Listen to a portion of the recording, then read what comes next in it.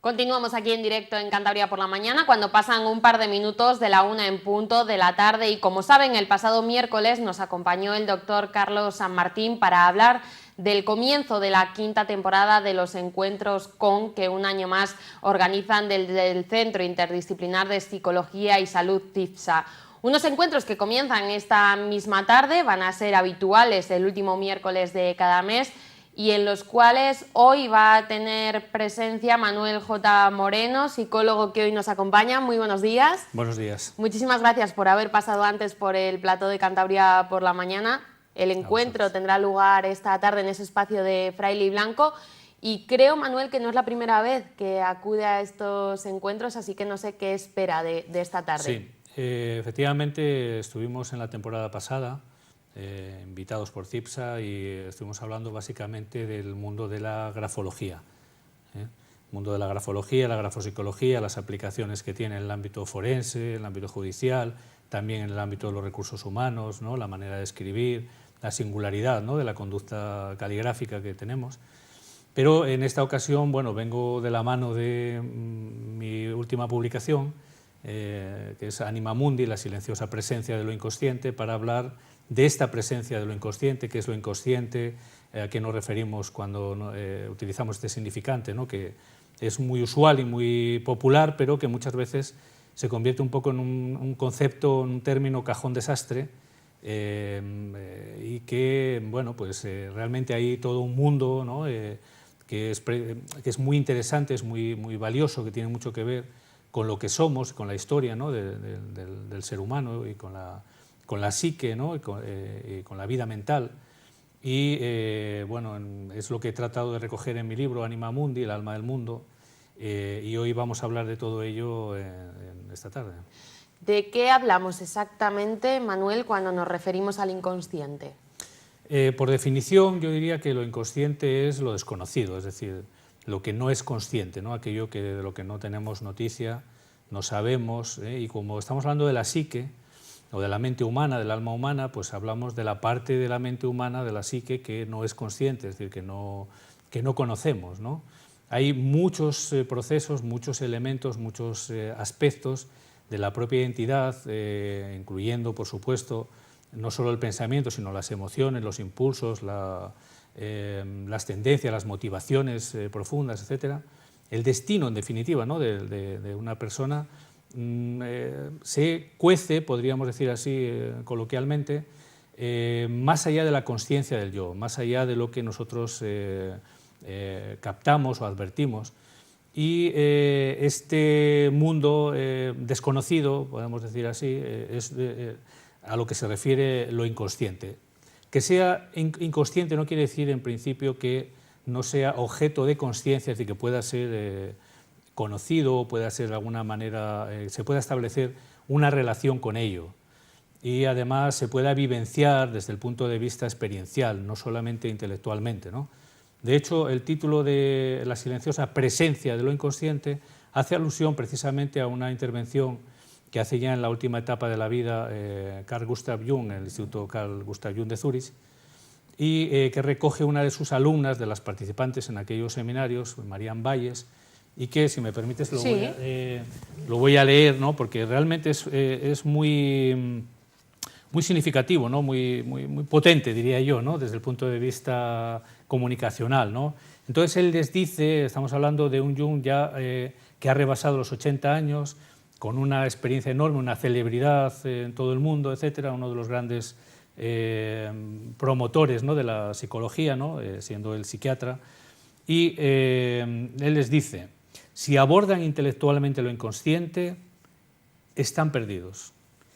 No es una convicción, no es una suposición, es una presencia, es una realidad, está ahí, acontece. Es decir, que realmente lo que viene a dar a entender Jung aquí es que efectivamente se puede abordar lo inconsciente desde el punto de vista intelectual, conceptual, científico, experimental, como hoy en día hacen las neurociencias, y ya nadie discute en el ámbito de la psicología académica y en el ámbito de las neurociencias, nadie discute que, digamos, la mayor parte de los procesos psíquicos, de los procesos mentales, son inconscientes.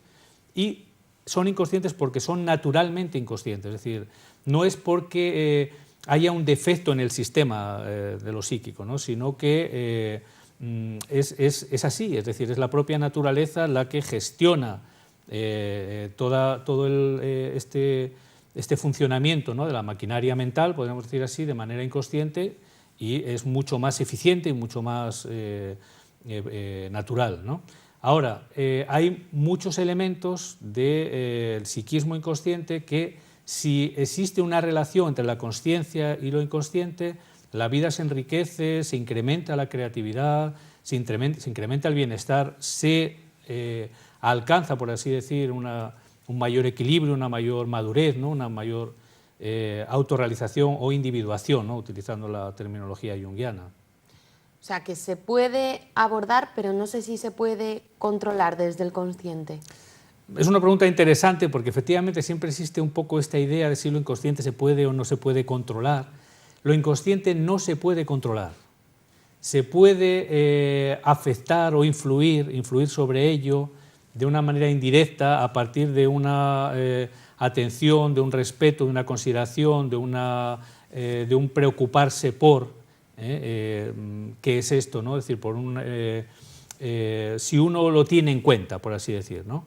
Entonces, esto modifica la actitud inconsciente en muchos aspectos, en general, hacia un buen entendimiento entre la mente consciente y la mente inconsciente. Ahora, cuando no hay esta relación y cuando hay una actitud consciente muy unilateral que descuida las verdaderas necesidades de la psique inconsciente, es cuando aparece el desequilibrio y muchas veces la psicopatología, el malestar, la infelicidad, el sufrimiento y, bueno, y por supuesto, es decir, es como si uno estuviese conviviendo de espaldas a la propia naturaleza, a la naturaleza que no está en los parques o en los jardines, no solamente está en los parques, jardines, etcétera, etcétera, o en el cosmos, sino la naturaleza que somos, ¿no?, está en nosotros, somos naturaleza. ¿Para qué puede servir, Manuel, ese saber del inconsciente? Primero, como digo, es fundamental para poder saber quién eres, para poder tenerte en cuenta, ¿no?, tener en cuenta tus propias motivaciones, tus propios deseos de verdad, no los deseos que tú desearías querer desear, vamos a decir, ¿no?, un poco a modo de trabalenguas, ¿no?, sino realmente reconocer o aprender a reconocer qué es lo que se quiere en ti. Pues ahí, claro, para saber qué es lo que se quiere en ti hay que saber quién eres, ¿no? Entonces, evidentemente tú no eres solamente los contenidos de la consciencia del yo, ¿no?, de la parte que nosotros más o menos manejamos voluntariamente, ¿no?, sino que hay todo un mundo, podemos decir, hacia adentro, una interioridad, una subjetividad que es necesario conocer, y esa subjetividad de lo que soy descansa sobre una psique objetiva que es lo que Jung llama el inconsciente colectivo, es decir, el subsuelo, el sustrato, la parte de la psique que es común a toda la especie, ¿no?, por así decirlo, ¿no?, a la humanidad, ¿no? El inconsciente colectivo de un ser humano no es el mismo que el que puede tener una cabra, ¿no?, o un halcón.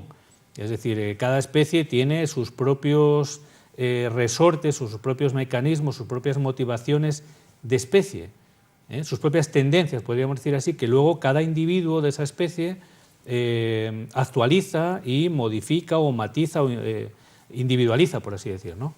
En el ser humano no es diferente porque somos, como digo, naturaleza y parte de la naturaleza, y el encuentro con la consciencia, con la cultura, con la educación que hemos recibido, etcétera, con nuestro desarrollo consciente, el encuentro de esto con la parte inconsciente, con la naturaleza profunda, con en este inconsciente colectivo y con sus contenidos que Jung denomina arquetipos, pues evidentemente produce una mayor amplitud de consciencia, una mejor perspectiva, incrementa la inteligencia, la creatividad y bueno, pues seguramente nos hace mucho más plenos, lo cual no quiere decir que nos haga ya felices de por vida, ¿no? Porque en la naturaleza está la felicidad, pero está la tristeza, es decir, luz y sombras, podemos decir así, ¿no? Pero en todo caso la vida devendrá mucho más plena y mucho más relacionable con el sentido, ¿no? No con un sentido en el sentido de creencias, vamos a decir, el adherirse a determinado tipo de cosmovisión o de enfoque o de creencia, sino al sentido de lo que realmente, vamos a decir, constituye tu destino, que es tu propia realidad, ¿no? Esa realidad que camina en una dirección o más o menos en una cierta dirección, y que si te alineas con ella, de alguna manera te alineas con tu destino, ¿no? Y por lo tanto la vida es mucho más estable, ¿no? y más plena, ¿no? Como digo. Ahora, si uno no se alinea con esa naturaleza y con esa realidad y trata de plantearse, ¿no? o suplir la realidad con fantasías o con ilusiones de cómo me gustaría ser o cómo me gustaría que fuese el ser humano, etcétera, y eso no ajusta a la realidad, pues evidentemente estamos ante una especie de delirio, ¿no? que no trae estabilidad, no trae felicidad, no trae plenitud, ¿no? No sé si voy a utilizar la palabra correcta, pero no sé si hay alguna fórmula, Manuel, para conseguir alinearlo, para llegar a esa plenitud de la que hablas. Yo diría que hay muchas fórmulas, ¿no? Y la historia del arte, de la cultura en general, la literatura, las religiones, la espiritualidad, la psicología, en fin, las ciencias en general, son formas, respuestas, ¿no? que da el ser humano precisamente a esto, ¿no? Entonces, cada persona debe encontrar su manera más acorde, ¿no? más afín, ¿no? a su individualidad, para relacionarse con ese mundo desconocido, con ese mundo inconsciente o con esa realidad de la que formamos parte, pero que a la vez nos trasciende, ¿no? Podemos decir que, en cierta manera, hablamos de una psicología profunda que no está lejos y no es lo mismo que la espiritualidad bien entendida, ¿no? En el sentido de más allá de los credos particulares o de las ideologías, de los enfoques ideológicos religiosos, ¿no? que eso es otra cosa. Ha hecho varias referencias a Jung, pero no sé si hay alguien que habló antes de la inconsciencia, o quién fue el primero que se hizo referencia a la misma. Sí, el libro de hecho abunda en citas, no solo a Jung, ¿no? también efectivamente, como dices, a otros autores, otros investigadores, tanto de los filósofos clásicos, occidentales y orientales, que normalmente tendemos a obviarlos, ¿no? Los filósofos orientales, Lao Tse, Confucio, digamos los patriarcas, por ejemplo, en el budismo Zen, Fuji, etcétera, ¿no? Sin embargo, ya en la historia más reciente nuestra, pues evidentemente quienes iniciaron esta andadura explícita, ¿no? de reconocer, advertir y desarrollar, ¿no? una conceptualización de lo que es el mundo inconsciente, pues fueron filósofos y médicos alemanes, ¿no? del romanticismo, como von Hartmann o Carl Gustav Camus, por ejemplo, el propio Janet, Pierre Janet, ¿no? en Francia, y luego pues también el otro médico alemán que se llama Grodeck, Georg Grodeck, ¿no? Contemporáneo de Freud, que precisamente le brinda, o Freud toma de este Grodeck el término ello para referirse a lo inconsciente, ¿no? a lo inconsciente pulsional. Aunque Grodeck habla de lo inconsciente con una mayor amplitud, ¿no? y con una mayor... es decir, para Grodeck el ello inconsciente es el que gobierna la vida del ser humano en todos sus aspectos, incluso físicamente, y el que de alguna manera desencadena enfermedades y trastornos psicosomáticos, etcétera, en la medida en que la persona se aparta o se aleja de esa naturaleza que es, o no reconoce ciertas verdades que son necesarias para su equilibrio y para su desarrollo, ¿no? Es decir, para el sentido de su vida. Entonces Grodeck se dio cuenta en sus clínicas en la Selva Negra, en Alemania, en Baden-Baden, por ejemplo, que tuvo un sanatorio muy importante, ¿no? Él fue discípulo de Svenninga, ¿no? que fue el que rescató y le salvó la vida al canciller Bismarck, precisamente porque tenía, vamos a decir, un temperamento casi a la par del canciller, que era un tipo que no se dejaba arreglar por las recomendaciones médicas y estuvo a punto de morir, ¿no? Entonces él le salvó la vida. Entonces este fue discípulo de Svenninga y él se dio cuenta de que muchas personas que venían a su clínica con trastornos físicos y con enfermedades que no acababa de curarles nadie, en cuanto se hablaban de sus problemas y hacían una especie de anamnesis en lo psicoterapéutico y demás, mejoraban o incluso desaparecía la enfermedad, se curaban, ¿no? Y se dio cuenta de que había un factor inconsciente que tenía que ver con el proceso de enfermedad y con el proceso de salud. Estamos hablando de un tiempo en el que la psicosomática no se tenía en cuenta como se tiene hoy en día, es un precursor en este sentido, ¿no? Entonces él considera que este ello es fundamental tenerlo en cuenta para saber qué es lo que estás viviendo, qué es lo que está pasando, por qué tienes estas... Es decir, cómo es tu vida, ¿no? y a qué responde esta vida, ¿no? Por así decirlo, ¿no?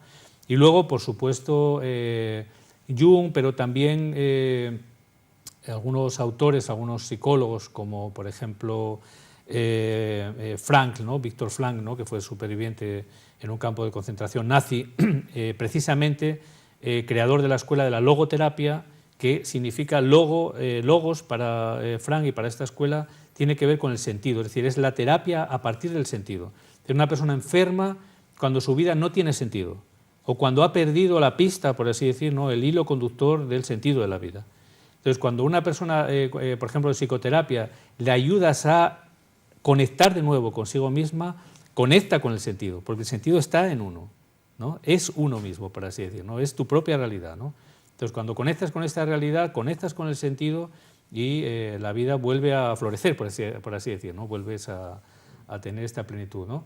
Entonces, bueno, también se habla ellos hablan de lo inconsciente, incluso Frankl habla de que no solo existe un inconsciente pulsional, como hablaba Freud, ¿no? Por supuesto, ¿no?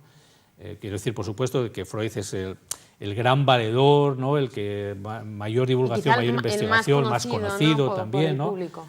Sí, pero no fue el primero, es decir, ya digo que von Hartmann y Carl Gustav Caruso y otros autores anteriores ya hablaban del inconsciente. Ahora, el trabajo de Freud indudablemente tiene un mérito enorme y además llevó esa aplicación, ¿no? Del mundo de lo inconsciente al ámbito de la clínica, de la psicoterapia, cuando prácticamente no se practicaba la psicoterapia de ninguna manera, ¿no?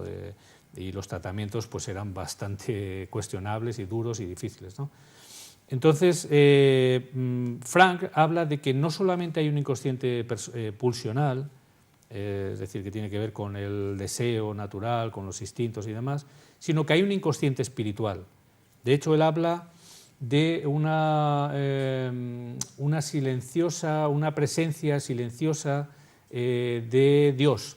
Él habla de la silenciosa presencia de Dios también en el sentido de que hay un Dios reprimido, ¿no? Hay una espiritualidad reprimida, o hay una noción del arquetipo de lo que queremos significar cuando se habla de Dios, ¿no? De la divinidad, etcétera, que está reprimido en el hombre de la Ilustración y por supuesto en el hombre de hoy en día, y que de alguna manera bueno, hace que uno entre en una dinámica con la existencia que te aparta del sentido, ¿no? De que la vida tiene un sentido, ¿no? Tiene una significación, tiene una razón de ser, ¿no? No estoy hablando de que tenga que ser necesariamente una razón de ser metafísica, ¿no?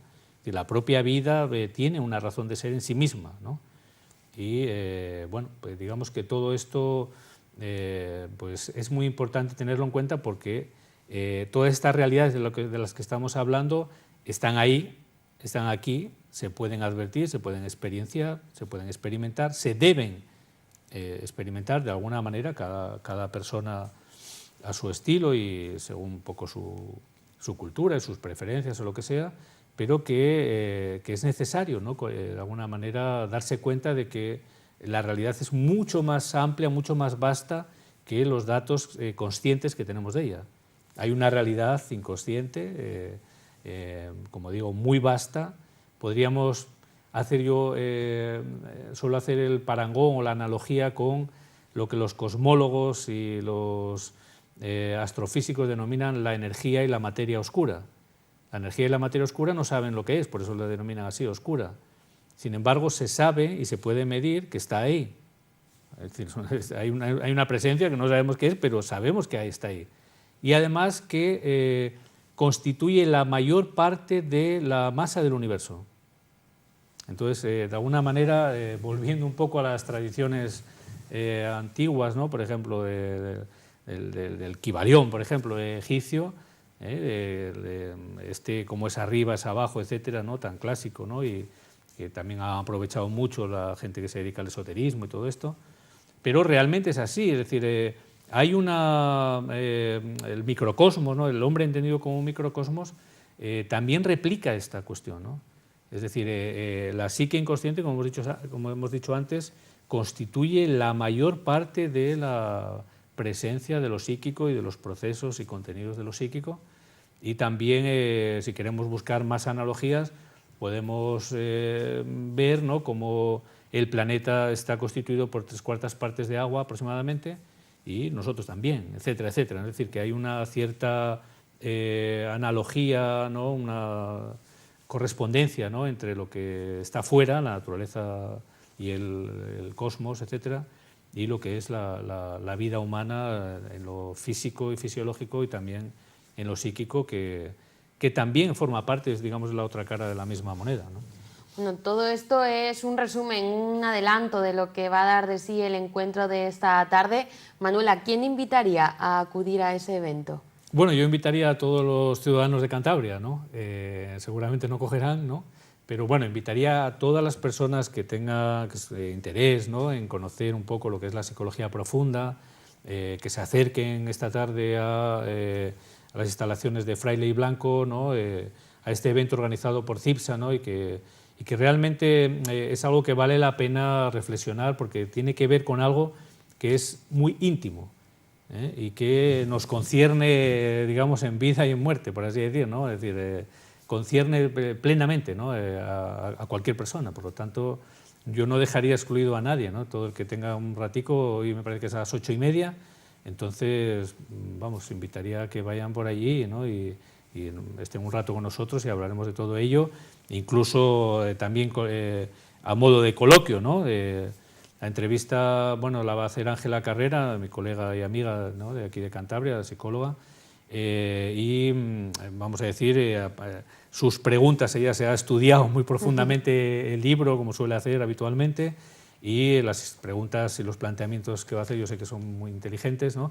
Pero también abriremos también la posibilidad de que las personas que vengan pregunte sus dudas también. Exactamente, ¿no?, puedan plantear aquellas cosas que tengan dudas o inquietudes, o en fin, lo que sea. Bueno, pues como hemos comenzado, a agradecerle la visita al programa. Muchísimas gracias. Muchas gracias. Nos marchamos a unos minutos de pausa, enseguida estamos de vuelta.